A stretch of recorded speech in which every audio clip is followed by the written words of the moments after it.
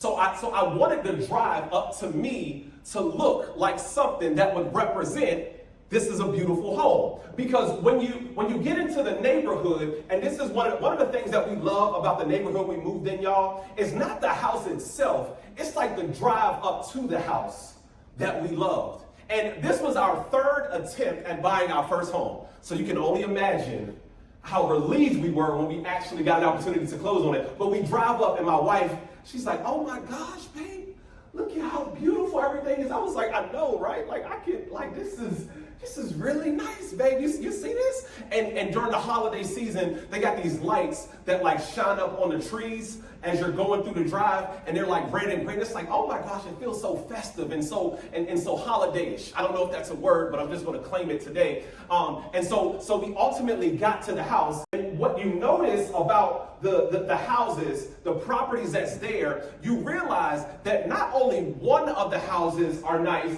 but all of the houses are nice. Here's what I mean when I think about all of the houses in this neighborhood and in this community being nice. I had to think that at some point in my life, there were people in my neighborhood that were bringing down my property value. Meaning there were some people in my neighborhood who didn't have a strong desire for life the same way that I have a strong desire for life. They didn't care about their neighborhoods. I also work in DC at a homeless shelter, and what I see is, I think like a week ago, I saw somebody throw a dirty diaper out of the window. I was like, come on, y'all, are we serious? I saw him throw a diaper out, right? So on one side, I love to drive up to it, but on the other side, I'm like, I wish it was better, right? But I had to really think about the people that I had in my neighborhood and realize they were bringing down my property value. They were bringing down my property value. So here's what I had to do. I had to say to myself, I didn't want this life anymore. Y'all, when I was in college, I did anything just to get by.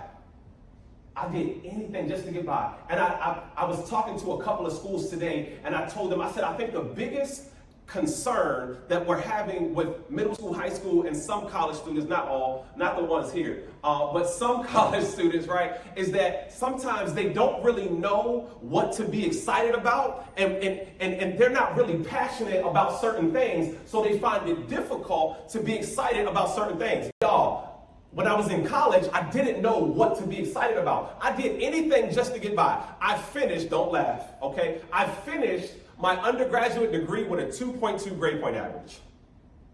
Very pedestrian.